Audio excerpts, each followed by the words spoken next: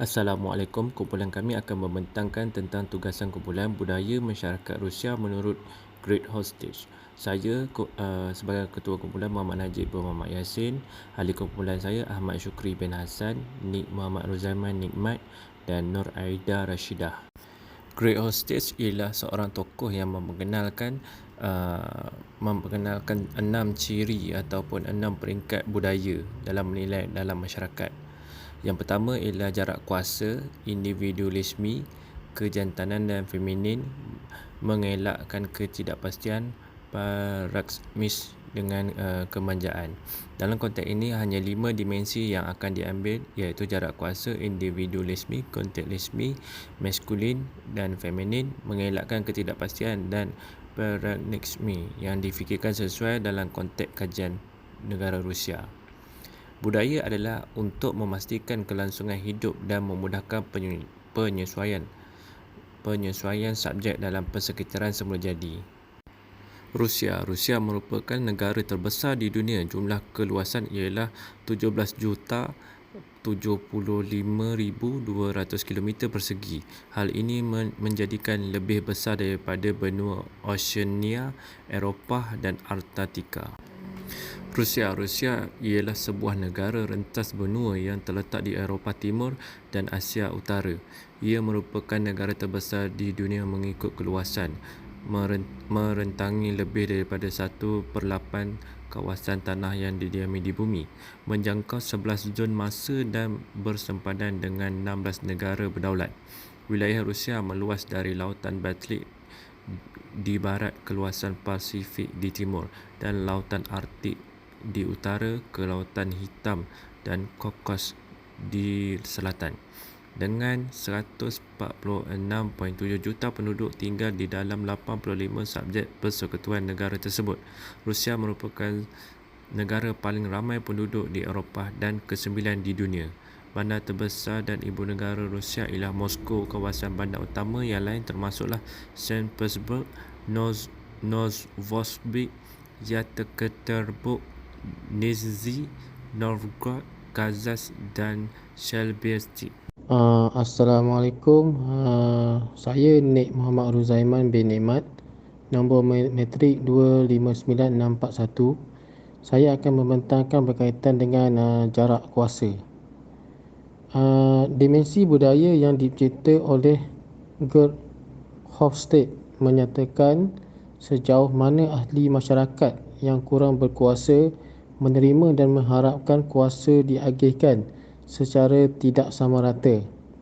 Orang dalam masyarakat yang mempamerkan jarak kuasa yang besar menerima susunan hierarki di mana setiap orang mempunyai tempat dan yang tidak memerlukan justifikasi lanjut.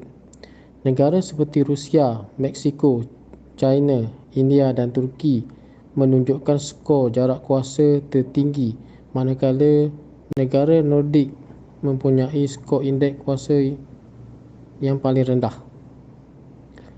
Manakala di Rusia, indeks kuasa 93 daripada maksimum 100. Pemimpin pada dasarnya memerintah dan mengawasi dan kemudian menghukum atau memberi ganjaran. Presiden Rusia adalah contoh dan teladan yang baik.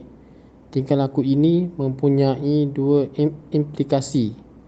Pertama, orang bawahan tidak mempersoalkan arahan yang diterima, dan yang kedua, orang bawahan takut melakukan kesilapan, mengharapkan arahan yang jelas untuk melakukan setiap langkah.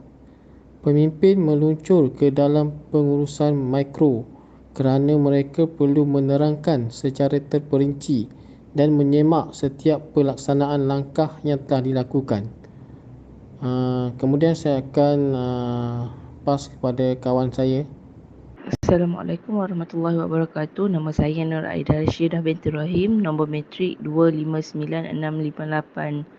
Saya sambung pembentangan ini berkaitan dengan kolektivisme dan individualisme. Penyelidik mengakui hakikat bahawa kolektivisme dan individualisme bersifat evaluatif antinomis. Ia adalah elemen penting dalam mentaliti kebangsaan. tidak boleh dinafikan hakikat bahawa seorang lelaki mempunyai kedua-dua prinsip kolektivis dan individualisme. Sebabnya, seseorang itu tidak mampu untuk hidup berjauhan daripada masyarakat dan untuk hidup berdikari sepenuhnya. Dari segi sejarah, Rusia telah dijelmakan dalam bentuk kehidupan kolektivis rakyat Rusia yang memastikan integriti sistem dan kestabilan masyarakat Rusia. Namun berbeza pula dengan masyarakat barat yang hidup mengikut perkembangan individu dan piawaian asasnya, kesesamaan dan kebebasan. Sekian sahaja daripada saya pas pada kawan sekumpulan. Terima kasih. Assalamualaikum warahmatullahi wabarakatuh. Nama saya Ahmad Syukri bin Hassan, 259564. Saya akan meneruskan pembentangan kumpulan kami bertajuk Masculinity dan Femininity. Dalam dimensi Hofstede, sifat maskulin adalah wujud di dalam setiap diri. Memandangkan negara Rusia begitu ketat dalam undang-undangnya, masuk akal bagi kami bahawa masyarakat adalah patriarki. Melihat Putin sebagai Perdana Menteri Rusia, bersikap tenang yang selalu ditunjukkan. Sikap beliau yang tenang dan tegas. Terdapat suasana daya saing dalam Rusia dan itu menyumbang kepada jarak kuasa yang tinggi. Patriarki menunjukkan dari peringkat awal pembangunan dalam masyarakat ini juga diterjemah ke dalam keputusan organisasi. Hofstede Decide 2020. Berbeza dengan masyarakat femininity di mana ia sangat menjaga apa yang ia lakukan. Masculinity lebih kepada menjadi yang terbaik dan mewujudkan status dalam masyarakat berhierarki.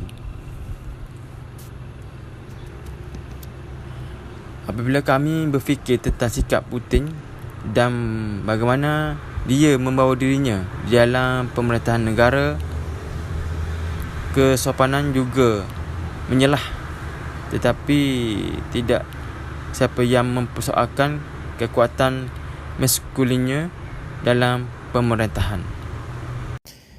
Secara ringkasnya, perkauman dan semangat kebersamaan yang masih tertanam dalam jiwa Rusia membezakan Rusia dengan negara barat yang lain.